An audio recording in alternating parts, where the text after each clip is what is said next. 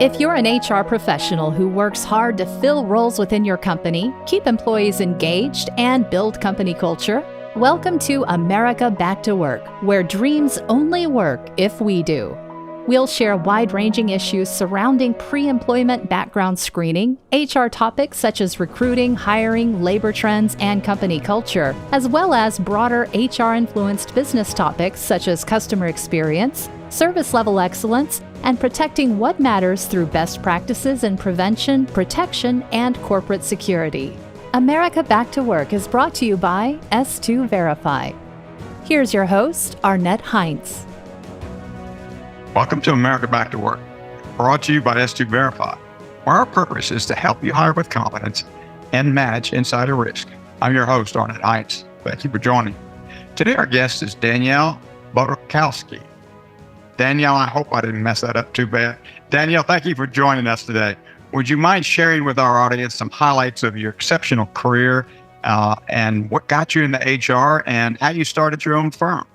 Absolutely. Thank you for having me. I'm excited to start off 2024 with you and the team here. I actually looked at HR as a career choice when I was in high school. I was trying to find a way into kind of the C-suite and really, thinking through people strategies. I found that to be of interest. And so I went to college for that, a small liberal arts college in St. Pete. Started off recruiting, did that for about 10 years when we thought, the world was going to end with Y2K, and then transitioned into a full-time HR position, working with Target, IMG Academy, a startup, University of Chicago, all in a leadership position ranging from running teams of a couple people up to about 14, 15 directly. Pandemic hit, and I really, like many people, looked into hit the reset button and wanted to work more directly with medium to small companies, maybe that didn't have an HR leader in place, but had some operations people, and really be able to help that function support their employees from a growth perspective, not just from the stick kind of perspective. So I launched Philotimo HR in 2022, late, and have been working that ever since. Well, congratulations. That's quite a path to being an entrepreneur. And given your vast experience in the HR field, how do you think it's perceived in organizations today? I mean, I think obviously the pandemic has certainly impacted that as well, but what's your perspective on that? I think the pandemic has allowed HR professionals to lean in, even more so on compliance. It's not my favorite part of HR, but between all the policies and procedures that we needed to bring into place, we certainly saw that happen. So I really think HR is, for as much as they've been trying to get a seat at the table, they were able to, I think, get a little bit closer to the table, if you will, through the pandemic. But my perception is that HR is frequently viewed as an operational or compliance piece more so than to help grow the organization from the people side of things. There are some companies that are doing it very well, but a lot of times when I tell people I'm in HR, you almost see them back away and kind of cringe, which hurts a little bit. But I think that there's some companies, like I said, that are doing it well, but a lot of times HR is the perception of kind of being in the principal's office, the people policy holder, and things of that nature. That's so true. Well, what about if you were talking with an HR leader who was trying to get her C-suite board to really recognize the importance, and what would you recommend? What are the steps that you might suggest to them to get HR aligned to the business strategy? We talk a lot about people-first organizations. And you have to work with a leader to say, here's the strategies of what we need to do from a people-first organization. And I think about like the backgrounds of HR professionals, and many of them have a legal background or an operational background. So first, you want to look at somebody that has almost like an Adam Grant, like a social scientist, organizational development, that type of background or that type of makeup in terms of who they are as an HR professional, to really think about things from a holistic standpoint of what's the best that we can do for our people. How do we help, grow our people, retain our people, allow them to feel safe? Some of those buzzwords that are going around. So I think to me, it's a lot about how the leader really wants to implement HR. There's certain compliance things that we need to take care of, but I would put that in, really the focus should be on how do we really, kind of put our arms around our people and help them grow in the organization. Yeah. So if you were to give an example or two of transformations that you've seen in companies, what are some that, you might be able to share with the audience here today? The one that I go to the most is really with IMG Academy. I mean, I say Target taught me how to do HR, and then IMG Academy is where I learned how to love it. And we were really in a growth mode. Our strategy, our business model, if you will, changed shortly after I got there. And we needed to change the people operations piece to support that. We were going from basically a boarding school for athletes where 1% of them might go on to the pros, to a boarding school that we really were trying to give people an opportunity to learn through athletics programs, not just to those elite athletes. And maybe that seems small, but it was a big change. And, so I'll just knock on two things. One was our hiring strategy. We really had to support that. We had a lot of people that were local to the Bradenton area, but we had a global audience. So we needed our staff to reflect that diversity that we had on campus.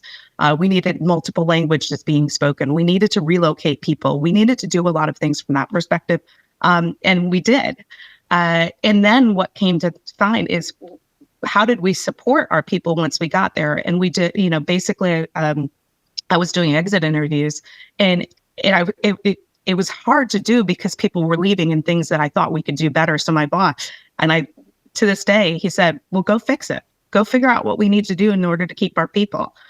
So I went and talked to, folks all across campus, and then we built basically a culture plan. So it had a lot of it on communication, a lot about community activities, a lot about social activities, learning and development opportunities. And so we put that all together, and put that plan in place. So those two things, they were unique to IMG based on what we needed, but ultimately helped really change things. And we had tremendous growth, year after year. And I think a lot of that had to do with the alignment of our people in terms of the overall strategy.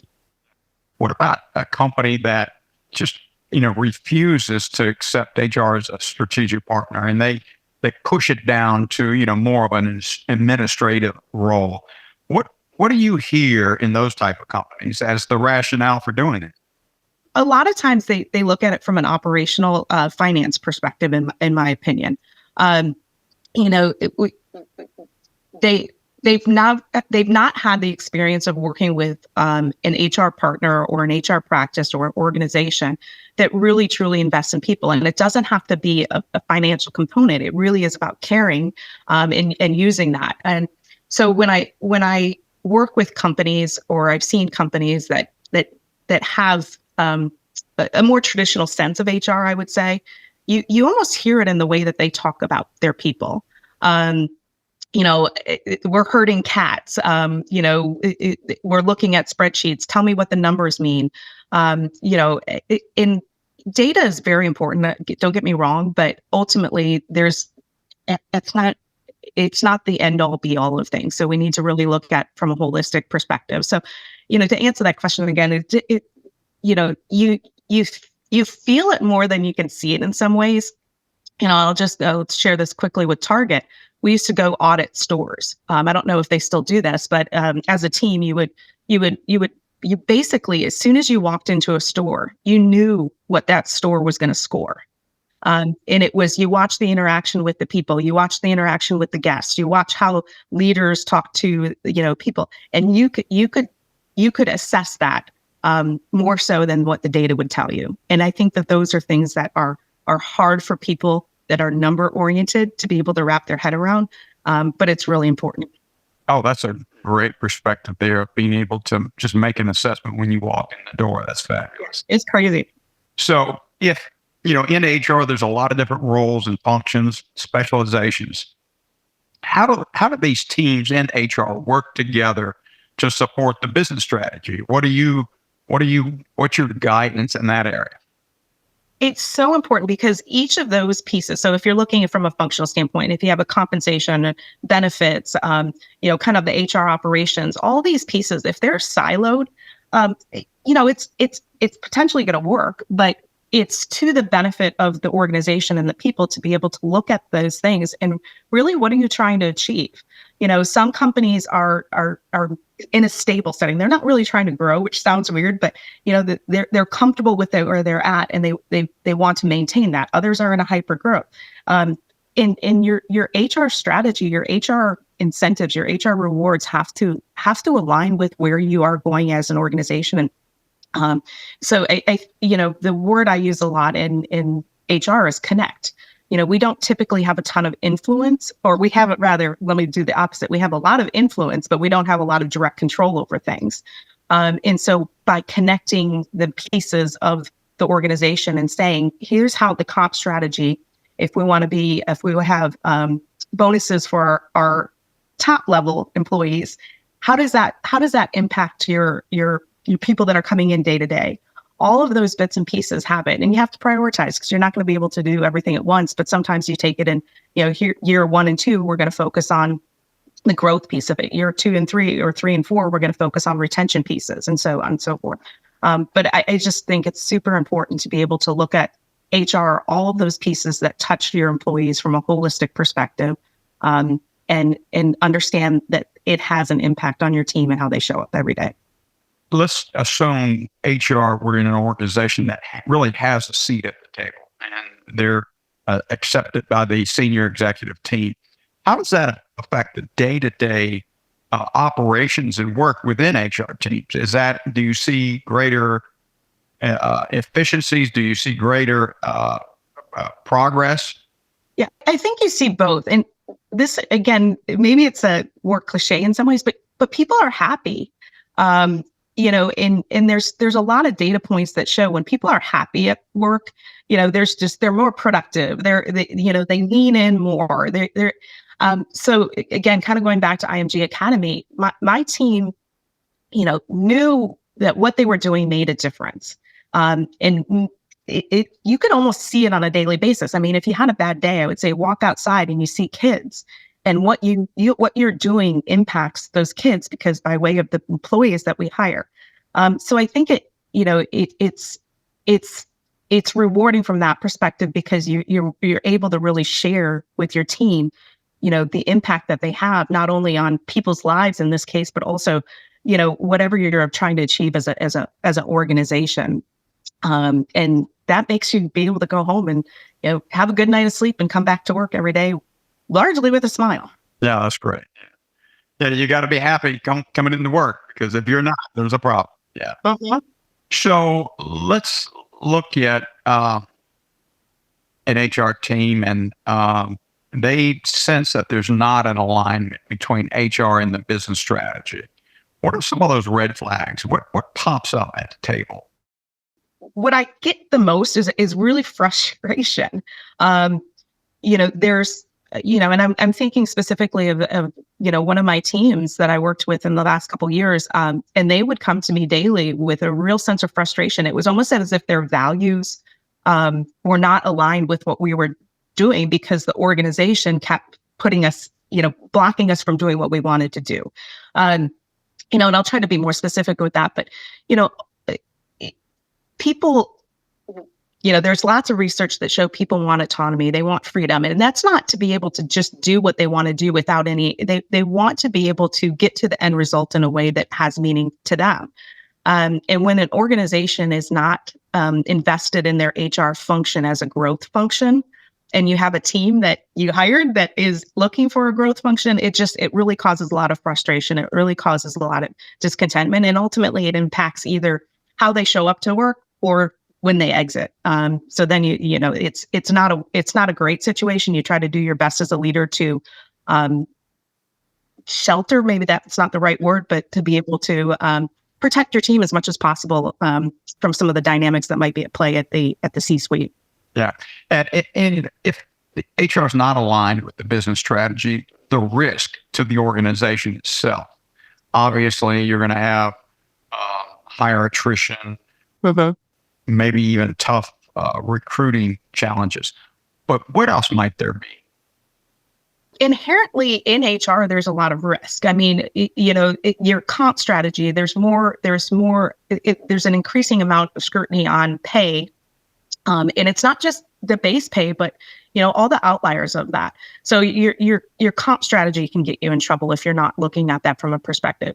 Your offboarding pieces. I frequently have said that I have seen more EEOC claims or lawsuits come from a second, of how the exit strategy goes. If you have somebody pack up a box and walk out a door and escort them out by security, it's likely they're going to go home and say, you know what, I had a really bad day.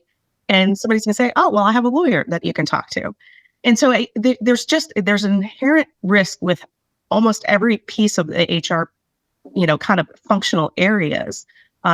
You're not going to be able to manage all of them. And what I've seen is that policy, as much as we like to use that, it's about how you treat people, and trying to be as fair and consistent with things as you can. So that's just from my experience. Oh, great. So if we would take a broader view at business across America and maybe even around the globe, are there any industries that are doing really better than other industries at integrating HR and strategy? From my experience, it's less industry, but there's certain traits that you can look for. So sometimes B Corps, that have a mission that is broader than just stakeholder value. Companies that are looking at, kind of a triple bottom line approach. So they're looking at the people, the planet, and profits.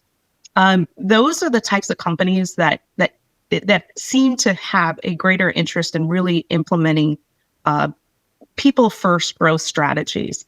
Home Depot is one of the bigger ones that I know that is actually or does a really nice job around a people first strategy. I have some friends that work there from an HR perspective. And I'll go to them and say, hey, what are you doing? So it's less industry and it's more from, how they really value that function within the organization and the returns that they can see on it. So if an HR pro is really interested in learning how to better advocate, better promote the alignment of HR with the strategy, where do they go to pick those little tidbits up? I use Gallup data almost all the time. Ah. They have a lot of information on large companies. They have also, if you dig deep, they have a lot of information on small to mid-sized companies and the data points that accompany that. And looking at that, I mean, it's actually one of the reasons why I thought there might be an opportunity for, my services for Philotimo to fill a void. As you look at it, and basically largely 60% of employees are not considered engaged or highly engaged at work, which is a significant number. I mean, and so at any rate, I go to the data points. I also think, as I mentioned earlier, Adam Grant, some of the HR professionals, and I wouldn't necessarily say he's an HR professional, but they study organizational behavior and organizational design. And so leaning into that, really looking at those that are thought leaders in the space, that maybe it's not just about having the legal perspective in order to do that, but really understanding human behavior and how to create environments or design environments that allow people to excel. So, this is the start of a new year, and my sense is many, as our corporations come together at the end of the year, they start to prepare budgets for the next year and maybe beyond. How difficult is it for HR to make sure their budgets get the support they need from the companies? And, I'm certain that if it's aligned with the strategy, you're going to have better resource allocation. But if you're struggling there, what suggestions might you have to help them with that budgeting process? My entire career has been spent in HR with, operational efficiency as an important thing. And so, I never had a big budget from an HR perspective. I would see that go elsewhere. And so I've found that it's there's pieces where you're going to need to do it, invest in the benefits pieces of it and things like that. But really, knowing your team and what's important to them will allow you to be able to set expectations and manage expectations around the budget.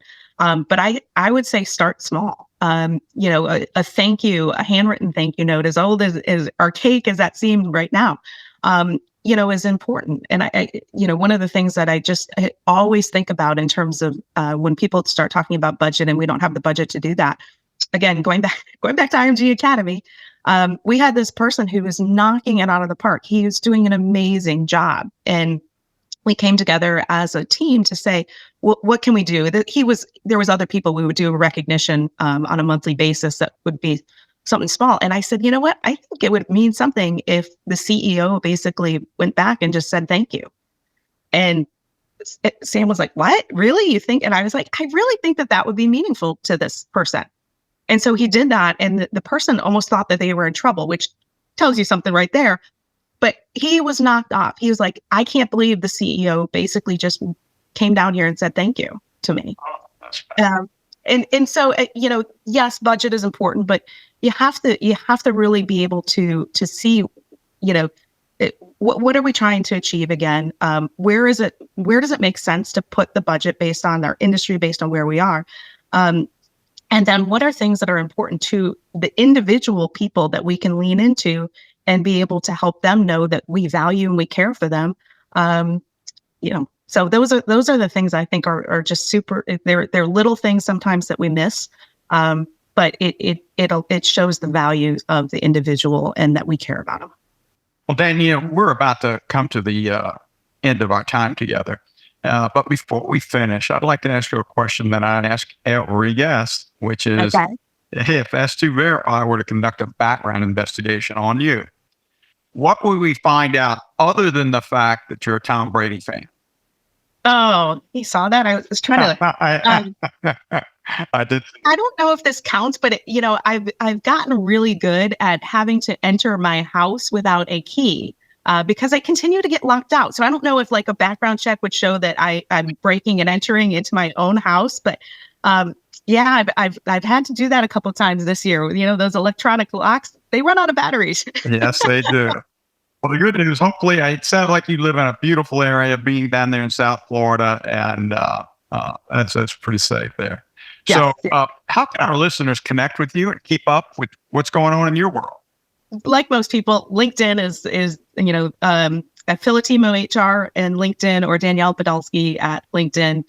Those are the social areas where I do. But you can also reach out to me directly through LinkedIn, and love to chat and connect more. Great. So before we sign off, I'd like to take a minute with Bill and Jim, my partners at S2 Verify.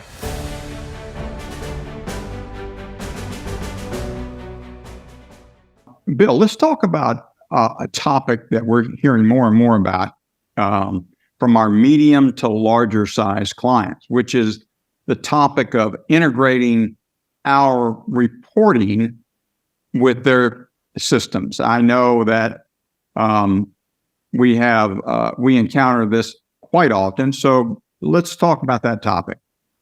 Yeah, so there's literally thousands probably of applicant tracking systems out there. There's predominantly probably, 100 that control most of the market.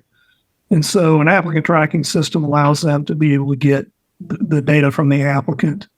But what they like is the ability to take and push that information over to, company CRAs like S2 Verify without having to do dual data entry. And so we're integrated into 60 plus of these applicant tracking systems. And so we have the ability to do an integration through, basically an XML interchange. And so they're just capturing, the name, the social, the address, the pertinent information.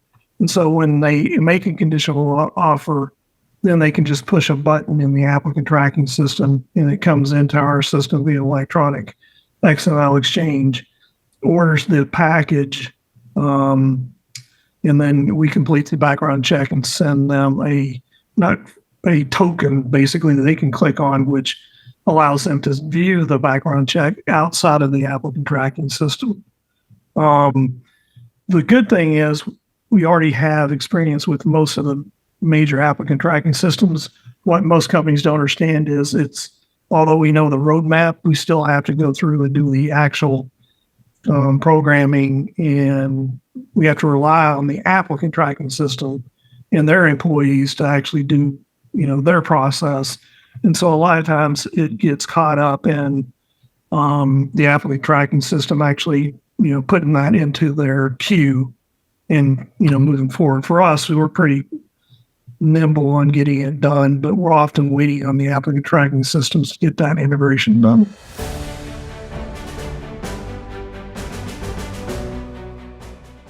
For our audience, please tune in next week when we continue our exploration of topics critical to success in HR.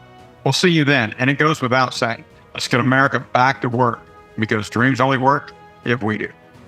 Danielle, thank you so much for joining today. Thank you for having me. If you want to stay abreast of HR, recruiting, and hiring trends, tips, and tools, make sure you subscribe to America Back to Work. If you enjoyed this episode, leave us a rating and a review.